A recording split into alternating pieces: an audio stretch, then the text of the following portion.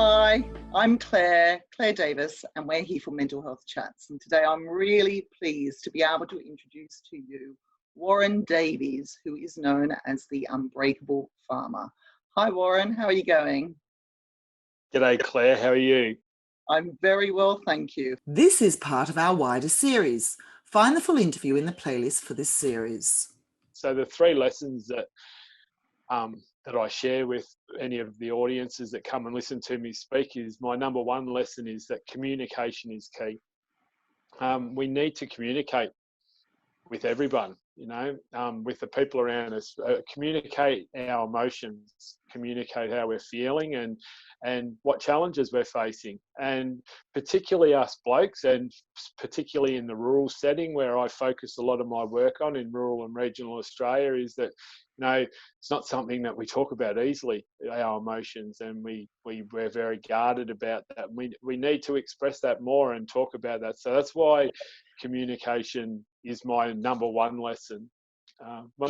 My second question on that, yep. Warren. Yep. Sorry to interrupt you, but if we're feeling isolated, we don't really feel like communicating and talking to people.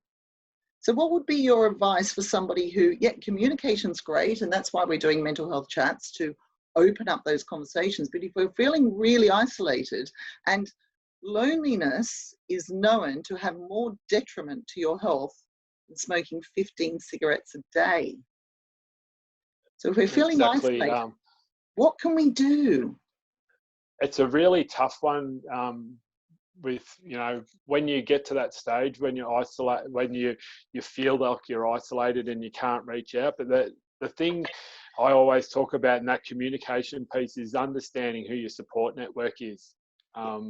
Knowing who your 5 people are in your life that you love and you trust and you can communicate. And I think part of my mission is around awareness, but also about education. And, for someone who's really stuck in that isolated, feeling so isolated, it's, I hopefully they take these lessons before they get to that stage and set up like this plan of knowing who those 5 people are. But understanding if you are isolated, it's okay not to be okay. And it's okay to reach out, whether that is to your support network or to professional people. You need to talk. And that's the first thing that will get things moving again moving forward for you, is by actually talking about it and reaching out and however you want to do that. And obviously there's some good initiatives with in Australia, particularly that I know of, like with Lifeline and a lot of virtual psychology kind of organisations where you don't have to talk, you can actually text. If you just don't feel like talking about it, which is a really, that is a tough one. When you get to that lowest of lows, it's hard to actually reach out and talk about it. But I can tell you from my experience, that conversation is like lifting bricks off your shoulder.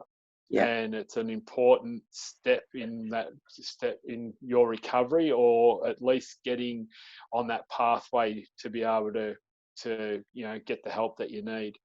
Yeah, thank you for that. And it's something that Benny and I have discussed a lot, the early intervention before it gets out of control. So thank you very much for joining us, Warren, and best wishes. No worries, Claire. Thank you. And take care. Thank you very much. Thanks for having me. Bye-bye. Bye. Cheers.